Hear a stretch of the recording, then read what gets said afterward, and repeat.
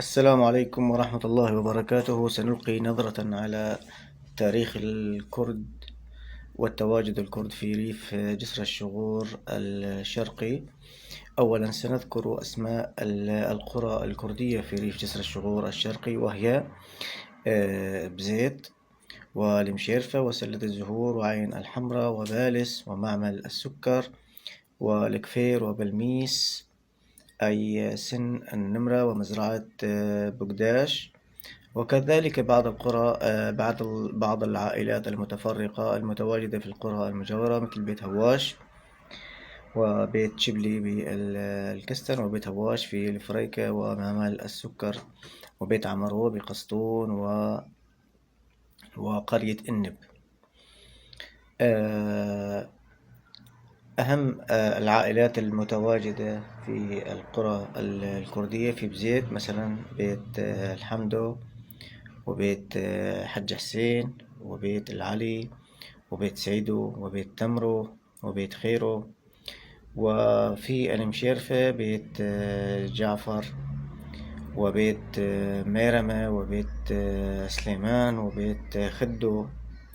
وفي سلة الزهور في بيت جعفر وبيت الحجي وبيت قطاش وبيت سمعو.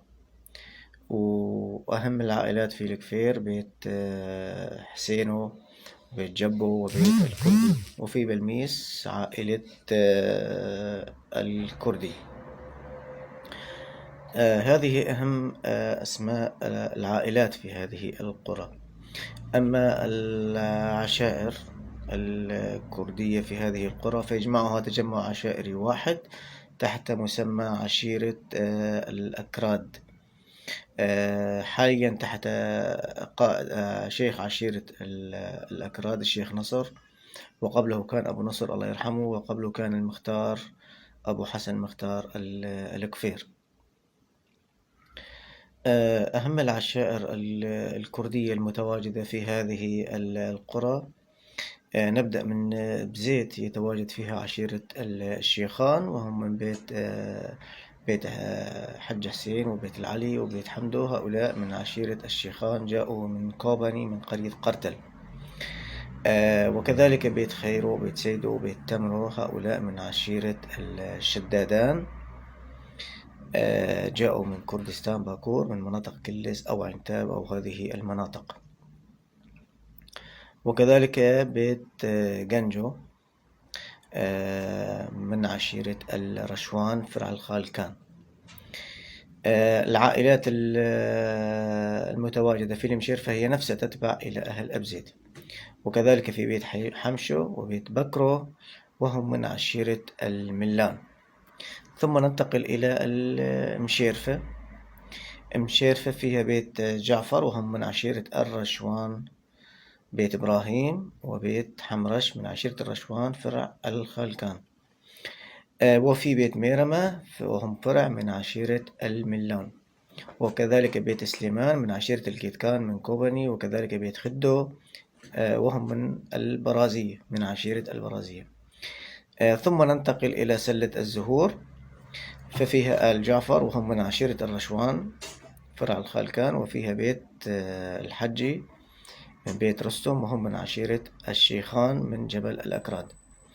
ثم بيت سمعو وهم كرد شيخان من حماة، جاءوا سنة 1955. وبيت عزيز القطاش كذلك برازية من عشيرة علي الزرع.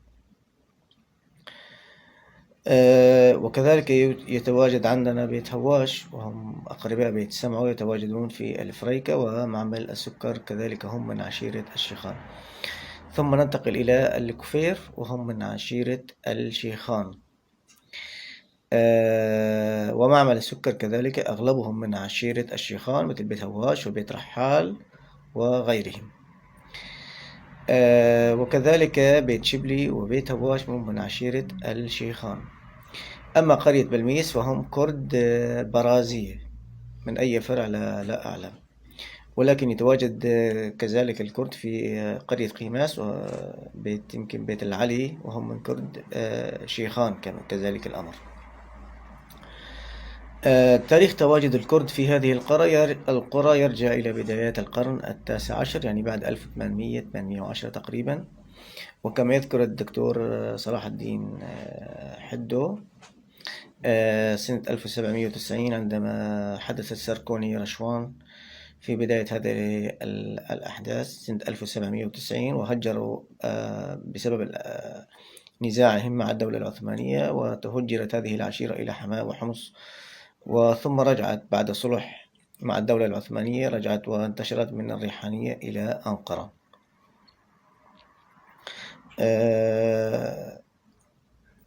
سأتحدث عن تاريخ عائلتي التي يرجع تاريخها إلى بدايات القرن التاسع عشر، وسبب هجرتها من ديار بكر من منطقة السويرات من قرى الشعبية.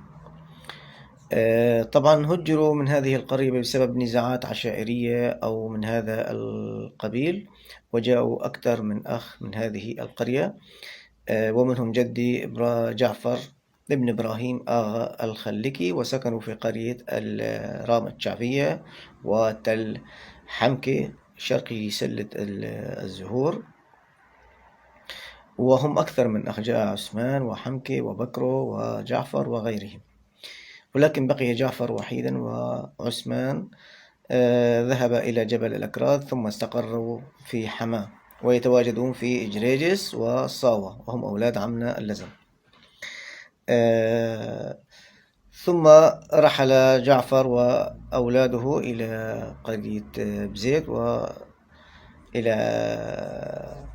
إلى أكراد بزيت، وكانوا تحت قيادة الشيخ أحمد الكردي، وكان زعيم الأكراد عامة، واجتمع تحت رايته جميع الأكراد من جميع المكونات من الشيخان والملان والراشوان والبرازية، وجميعهم اجتمعوا في قرية بزيت.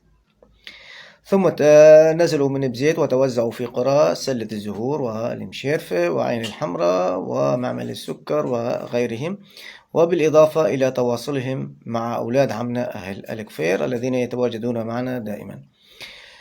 وتربط هذه القرى روابط عشائرية موحدة تحت راية عشيرة الأكراد أحفاد صلاح الدين الأيوبي. وكذلك يعني بالنسبة للتمازج بين الأكراد والمحيط العربي المتواجد، هو تمازج وتصاهر من زمن طويل، وتمازج جميل حقيقة، يعني كما يقال باللغة الكردية خال وخارزي، يعني خال وابن أخته. والحمد لله يعني يوجد محبة ويوجد تعايش بالمنطقة واحترام متبادل من جميع المكونات المحيطة بالقرى الكردية، والجميع يشهد بأن الأكراد مسالمون ومحبون، ويحبون التعايش والتمازج، ويحبون الاختلاط. طبعا هذه كانت لمحة عن الأكراد في ريف جسر الشهور الشرقي، ودمتم سالمين.